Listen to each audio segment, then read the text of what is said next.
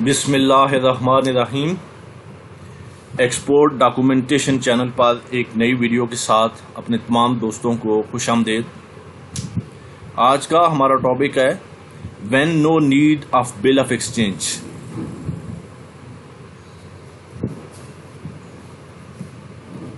किस सूरत में आपको बिल ऑफ एक्सचेंज की ज़रूरत नहीं है।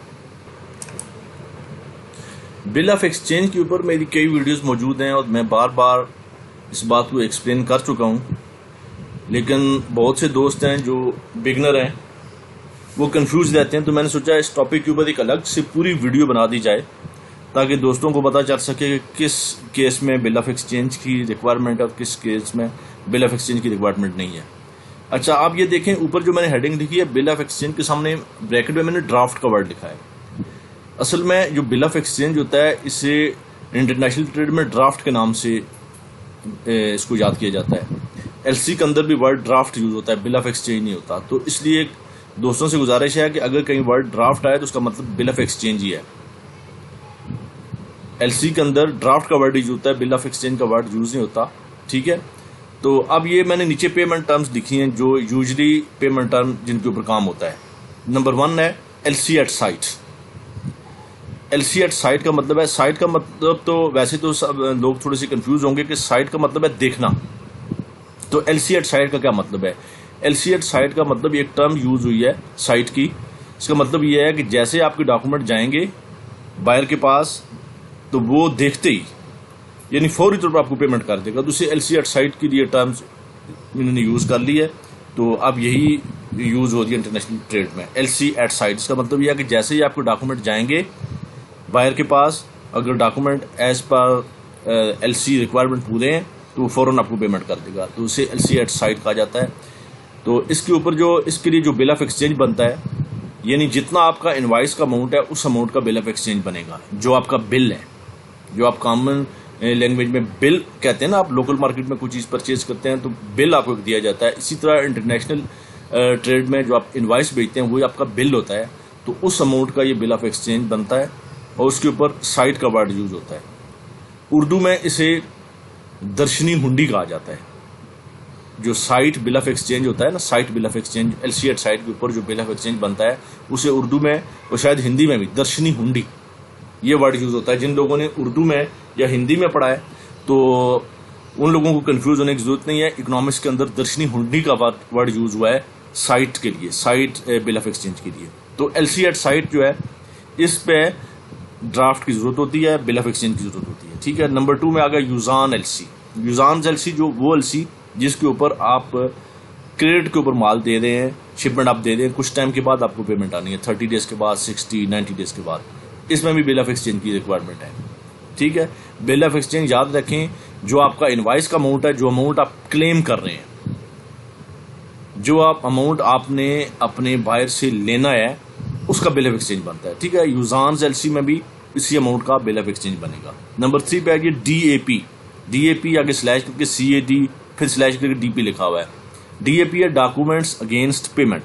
डीएपी डॉक्यूमेंट्स अगेंस्ट पेमेंट, या ऐसे सीएडी कैश अगेंस्ट डॉक्यूमेंट्स, या वर्ड डीपी भी यूज होता है। डीपी भी वही है जैसे डीएपी है, डॉक्यूमेंट्स अगेंस्ट पेमेंट। ये नॉन एलसी शिपमेंट होती है, इसमें भी साइट एलसी वाला ही मैटर होता है, लेकिन उसमें चूंकि एलसी की टर्म्स एंड कंडीशन इन्वॉल्व होती हैं, इसमें एलसी इन्वॉल्व नहीं होती। तो ये आपकी और आपके बायर की म्यूचुअल अंडरस्टैंडिंग है। आपने डीएपी के ऊपर, एक नॉन एलसी के ऊपर, एक सिंपल कॉन्ट्रैक्ट के ऊपर आपने शिपमेंट कर, जो डीएपी पे है या सीएडी या डीपी, इन तीनों में से किसी भी के ऊपर डॉक्यूमेंट्स आपने बना दिए, तो इसमें भी आपको बिल ऑफ एक्सचेंज की जरूरत है। जितना अमाउंट आप क्लेम कर रहे हैं, जो आपने रिसीव करना है, जो रिसीवेबल अमाउंट है।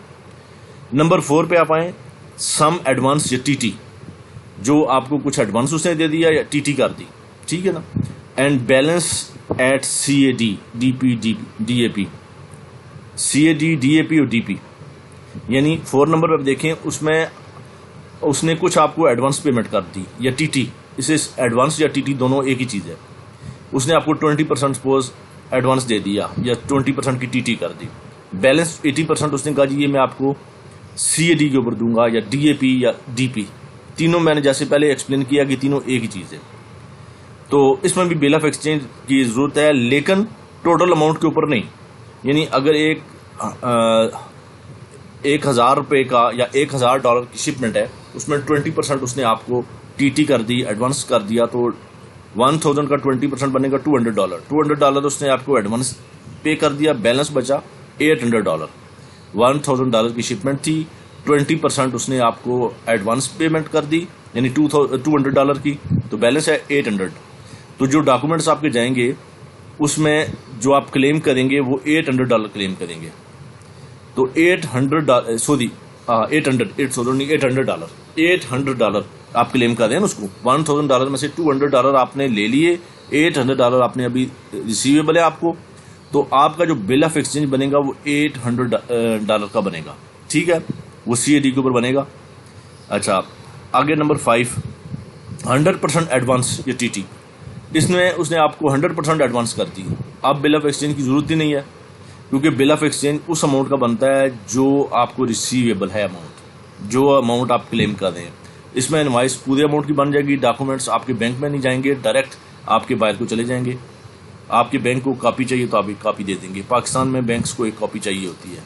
ठीक है, इसमें बिल ऑफ एक्सचेंज की जरूरत नहीं है, क्योंकि आपके पास पूरी की पूरी पेमेंट आ चुकी है। नंबर 6 पे है जी, some advance TT and balance against copy documents. ये एक नई टर्म्स काफ़ी टाइम से यूज हो रही है अब ये। इसमें उसने, जैसे मैंने ऊपर था एक 4 नंबर पे सम एडवांस, इसमें भी कुछ एडवांस है। उसने 30%, 20% एडवांस पेमेंट कर दी या TT कर दी। एडवांस और TT एक ही चीज़ है, बहुत से दोस्त इसमें कंफ्यूज रहते हैं। तो इसमें जैसे 6 नंबर में लिखा है, कुछ उसने आपको एडवांस 30% एडवांस पे कर दिया। बैलेंस उसने कहा जी आप जब शिपमेंट करेंगे तो उसके जो डॉक्यूमेंट्स हैं उनकी कॉपी मुझे स्कैन करके या फैक्स से भेजेंगे तो मैं बैलेंस पेमेंट कर दूंगा। इसमें भी बिल ऑफ एक्सचेंज की जरूरत नहीं है, क्योंकि जो बैलेंस उसने भेजना है वो बैंक के थ्रू नहीं आना, वो आपको डायरेक्ट आना है, आएगा आपके बैंक में ही।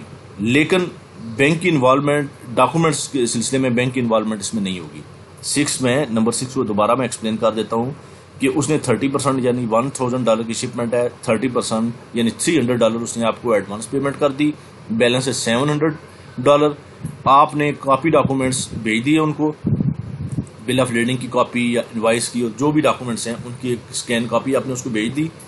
इसके बाद $700 उसने दोबारा आपके बैंक को, जो रिमेनिंग बैलेंस था वो उसने आपके बैंक को TT कर दिया। तो इस तरह ये पेमेंट पूरी होगी, इसमें बिल ऑफ एक्सचेंज की जरूरत नहीं होती। अब फिर एक दफा मैं एक्सप्लेन कर दूं कि जो डॉक्यूमेंट्स आप अपने बायर को देते हैं उसमें जो रिसीवेबल अमाउंट होता है उसका बिल ऑफ एक्सचेंज बनता है, और वो डॉक्यूमेंट्स आपके बैंक के थ्रू जाते हैं, तब बिल ऑफ एक्सचेंज की जरूरत होती है। अगर डॉक्यूमेंट्स बैंक के थ्रू नहीं जा रहे, डायरेक्ट जा रहे हैं, जैसे ये 6 नंबर में डायरेक्ट डॉक्यूमेंट्स जा रहे हैं, तो उसमें बिल ऑफ एक्सचेंज की जरूरत नहीं है। फिर एक बार मैं एक्सप्लेन कर दूं, जो डॉक्यूमेंट बिल बैंक के थ्रू जाते हैं और जो रिसीवेबल अमाउंट होता है, चाहे 100% हो या 80% हो या 60% हो, कितना भी हो, जो रिसीवेबल अमाउंट है, जो आप बायर से अमाउंट लेना चाह रहे हैं, क्लेम कर रहे हैं, उसका बिल ऑफ एक्सचेंज बनेगा। लेकिन शर्त यह है कि डॉक्यूमेंट्स बैंक के थ्रू जाए। अगर बैंक के थ्रू डॉक्यूमेंट्स नहीं जा रहे, उसके बैंक में भी नहीं जा रहे, आपके बैंक से भी नहीं जा रहे, डायरेक्ट जा रहे हैं, जैसे ये 6 नंबर पे है, तो इसमें बिल ऑफ एक्सचेंज की जरूरत नहीं है। आपने कुछ एडवांस ले लिया, बैलेंस के लिए आपने उसको कॉपी डॉक्यूमेंट्स दे दिए, उसने आपको पेमेंट कर दी, तो 100% पेमेंट आपके पास आ गई। इसके बाद आप डॉक्यूमेंट्स उसको भेजेंगे। जब आपके पास पूरी पेमेंट आ जाएगी, फिर आप ये डॉक्यूमेंट्स डायरेक्ट उसको भेज देंगे। तो ये अक्सर दोस्त कंफ्यूज रहते हैं। फिर भी कोई चीज़ किसी दोस्त के माइंड में तो आप पूछें, अगर बात समझ में ना आए तो वीडियो को आप दोबारा से देख लीजिए, इंशाल्लाह सारी चीज़ें जो है आपकी समझ में आ जाएंगी। मिलते हैं अपने नेक्स्ट ट्यूटोरियल में किसी और टॉपिक के साथ। अपना बहुत सा ख्याल रखिएगा। अल्लाह हाफिज़।